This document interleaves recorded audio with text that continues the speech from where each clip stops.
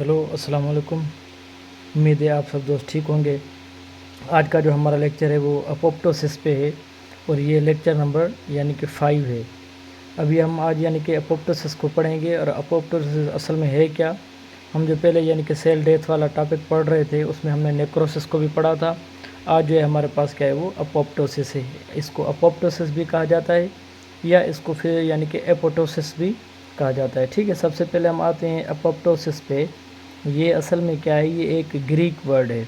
Apoptosis एक क्या है, ग्रीक वर्ड है जिसका मकसद जो है असल में क्या है, यानी कि फॉलिंग ऑफ, या इसको यानी कि क्या कहा जाता है, शेडिंग ऑफ। ठीक है, तो इससे हमारा जो कॉन्सेप्ट है वो ये निकल रहा है कि भाई कोई चीज़ यानी कि ऐसी हो जब उसके पास सर्वाइविंग सिग्नल्स ना हो या कोई भी रीज़न ना बचा हो ज़िंदा रहने के लिए, तो वो क्या कर देते हैं, बस खुदकशी कर लेते हैं, सुसाइड कर लेते हैं कि भाई जैसे हम मान के मर जाएं।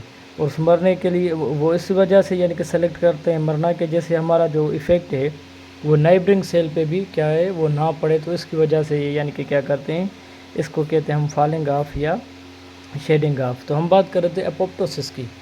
असल में अपोप्टोसिस जो होती है वो शुरू इस कंडीशन से होती है जब भी सेल के पास यानी कि ज़ाहिर है न्यूट्रिएंट्स वगैरह नहीं होंगे या उनकी जो सारी रिक्वायरमेंट्स हैं वो रिक्वायरमेंट्स जो हैं वो पूरी नहीं होंगी, तो वो क्या करेगा, यानी कि कमेंट्स सुसाइड। ठीक है, या आहिस्ता आहिस्ता वो श्रिंकेज होना शुरू हो जाएगा या सिकुड़ना शुरू हो जाएगा, तो उसकी क्या हो जाएगी, डेथ हो जाएगी। एक तो ये होता है। दूसरा क्या होता है, कोई इनको यानी कि बाहर से सिग्नल आता है कि भाई किलिंग सिग्नल आता है। ठीक है, कि भाई आप अपने आप को ख़त्म कर दो। ठीक है, और वो क्यों आता है कि ज़ाहिर है वो बॉडी के बेनिफिट्स की वजह से ही होता है। तो ये इसी कंडीशन से मतलब सेल जो है वो सेलेक्ट करता है कि भाई मुझे मरना चाहिए ना या नहीं मरना चाहिए।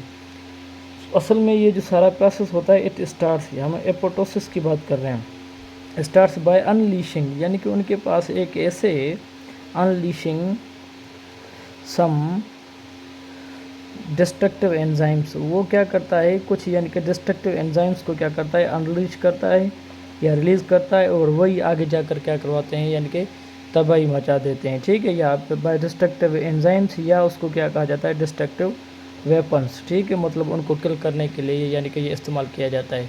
असल में वो क्या होते हैं, एक किस्म के पॉकेट क्लीवेज एंजाइम्स होते हैं, उनको कहा जाता है पॉकेट क्लीवेज एंजाइम्स, जो ये सारा इसी तरीके से मतलब उनको किल करते हैं या ख़त्म कर देते हैं जैसे नाइबरिंग सेल्स भी ख़राब ना हो, और यानी कि उन पर कोई किसी पे इफेक्ट ना पड़े, और अच्छे तरीके से वो छोटे छोटे पार्ट्स में यानी कि कट कर तब्दील होकर बॉडी से बाहर भी चला जाए। तो ये किस में होता है, अपोप्टोसिस में होता है या एपोप्टोसिस में होता है। मतलब ऐसी कंडीशन जब आ जाती है तो ये इनके अंदर होता है। उसके बाद अगर आप इसकी जनरल यानी कि डेफिनेशन को देखें तो यानी कि ये क्या होती है, एक मतलब प्री प्रोग्राम्ड सेल डेथ होती है कि ठीक है, वो बॉडी ने ऑलरेडी ही क्या किया होता है, डिसाइड किया होता है कि भाई ये जो सेल है हमारे लिए बेनिफिशियल हैं या ये हमारे लिए क्या है वो नुकसानदेह हैं, तो उनको मतलब यानी कि एक प्री प्लानिंग के बावजूद इसको क्या किया जाता है, वो ख़त्म किया जाता है। ठीक है ना। उसमें क्या होता है, या एक हम जनरल एक और इसकी डेफिनेशन पढ़ लें कि क्या होता है, इंटरनल प्रोग्राम ऑफ इवेंट्स, मतलब ये एक internal programme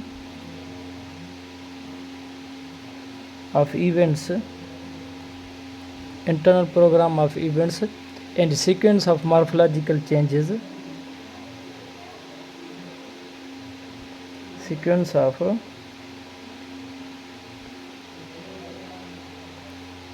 logical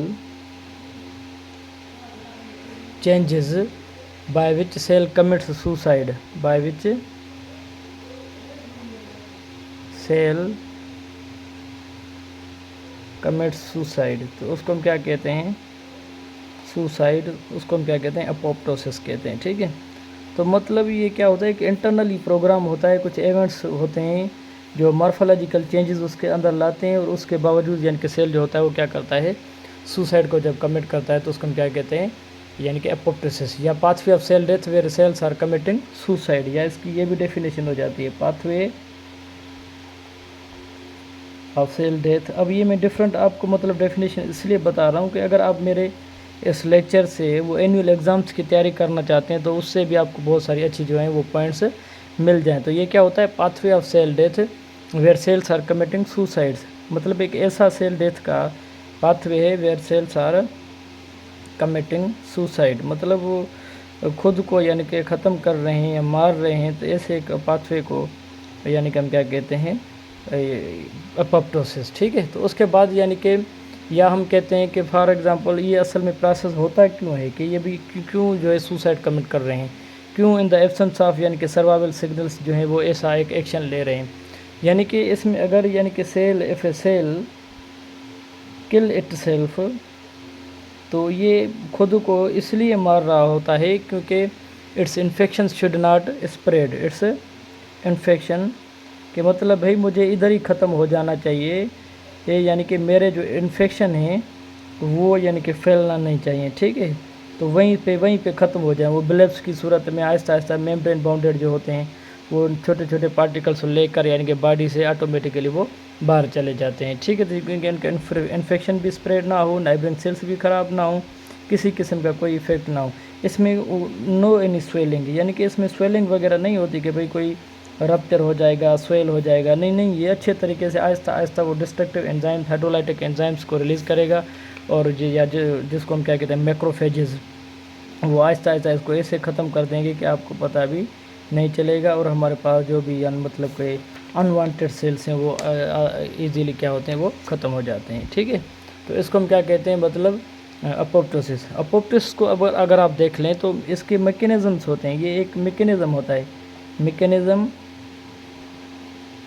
of apoptosis. Apoptosis को जो मतलब हम पढ़ते हैं तो इनके दो मैकेनिज़्म होते हैं। ठीक है, इनको हम यानी कि आगे पढ़ते हैं। एक जो मैकेनिज़्म होता है उसको हम कहते हैं इंट्रांसिक पाथवे, दूसरा जो होता है हमारे पास एक्सट्रांसिक पाथवे, ट्रांसिक पाथवे। ठीक है, तो ये दो पाथवे होते हैं जिसमें ये जाकर आगे क्या होता है वो एपोप्टोसिस कंप्लीट होता है। ठीक है, अब हम यानी कि इन दोनों पाथवे को पढ़ते हैं।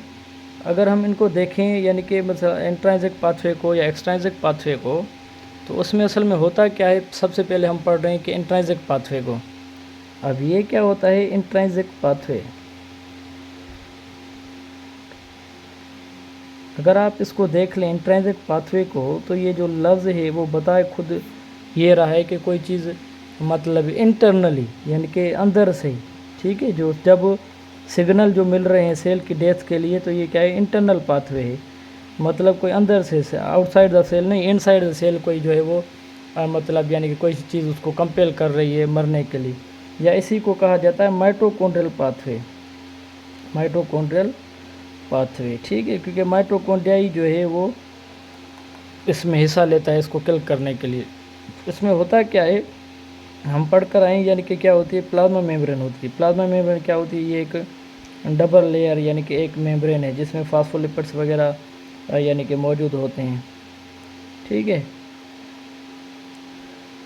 उसमें क्या होता है एक स्पेशल किस्म के ग्रोथ रिसेप्टर्स होते हैं, इनके पास क्या होते हैं वो ग्रोथ रिसेप्टर्स होते हैं ऐसे, और वही ग्रोथ रिसेप्टर्स क्या करते हैं बाहर से इनको सिग्नल मिलता है, इसको कहा जाता है ग्रोथ रिसेप्टर्स, GR यानी कि ग्रोथ रिसेप्टर। जब इनको बाहर से कोई सिग्नल मिलता है तो ये आगे मैसेज कैरी करते हैं किसके पास, माइटोकॉन्ड्रिया के पास।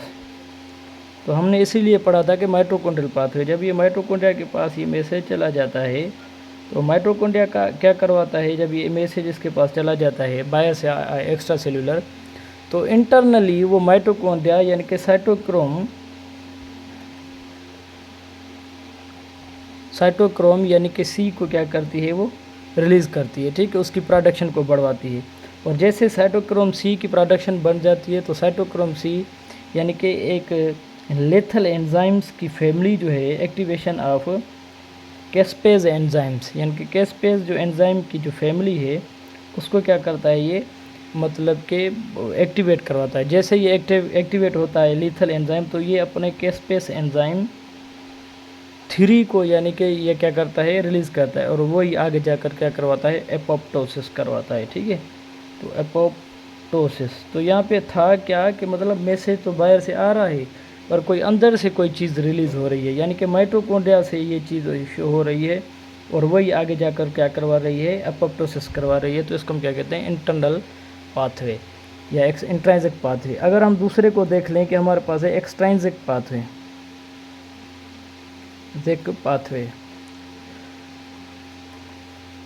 अगर आप एक्सट्रांसिक पाथवे को देख लें तो उसमें क्या है हमारे पास एक्सट्रांसिक पाथवे में, यानी कि ये क्या होता है कि भाई कोई जो मैसेज है वो एक्स्ट्रा सेलुलर है, यानी कि सारा कुछ यानी कि एक्स्ट्रा ही मतलब जो है वो आ रहा है, अंदर से कोई भी किस्म की कोई, फॉर एग्जांपल जैसे माइटोकॉन्ड्रिया करवा रहा था तो ऐसा नहीं है, एक्स्ट्रा सेलुलर पाथवे ये बाहर से आ रहा है। अब इसमें क्या होता है, जब हम प्लाज्मा मेम्ब्रेन को पढ़ते हैं, ये भी इसी तरह से जो पहले हम पढ़ कर आए हैं प्लाज्मा मेम्ब्रेन, उसमें इंट्रांसिक में यहाँ पे भी प्लाज्मा मेम्ब्रेन होती है, ठीक है।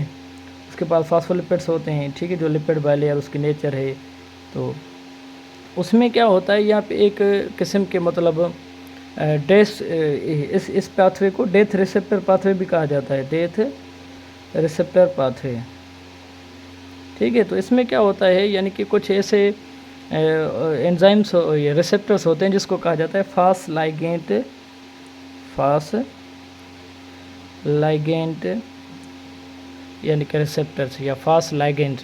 तो वो क्या करते हैं, फास्ट लाइगेंट अपना मैसेज जो होते हैं वो फास्ट लाइगेंट रिसेप्टर्स को भेजते हैं, ठीक है। ये क्या है हमारे पास, फास्ट लाइगेंट रिसेप्टर्स के पास भेजते हैं और इसको कहा जाता है फास्ट लाइगेंट रिसेप्टर्स, ठीक है, फास्ट लाइगेंट रिसेप्टर्स। और यही रिसेप्टर्स जो हैं वो मैसेज आगे कंटिन्यू करते हैं और वही जब मैसेज आगे जाता है तो वो एक किस्म की और चीज़ के पास चला जाता है जिसको क्या कहा जाता है, उसको कहा जाता है यानी कि क्या, FAD, fast adapter death domain, FAD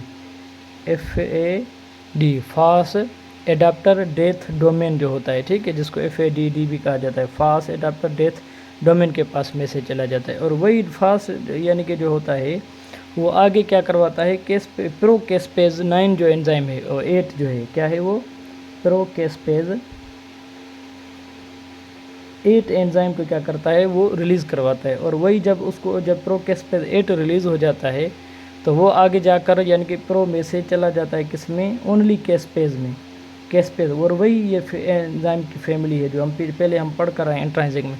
जब कैस्पेज 8 आता है तो ये क्या करवाता है, अपोप्टोसिस करवाता है, ठीक है, ये क्या करवाता है, अपोप्टोसिस करवाता है, ठीक है। तो ये क्या हो गया, एक्सट्रांसिक पाथवे, और ये क्या हो गया, इंट्रांसिक पाथवे हो गया, ठीक है। इन दोनों केसेस में क्या होगी, एपोप्टोसिस होती है।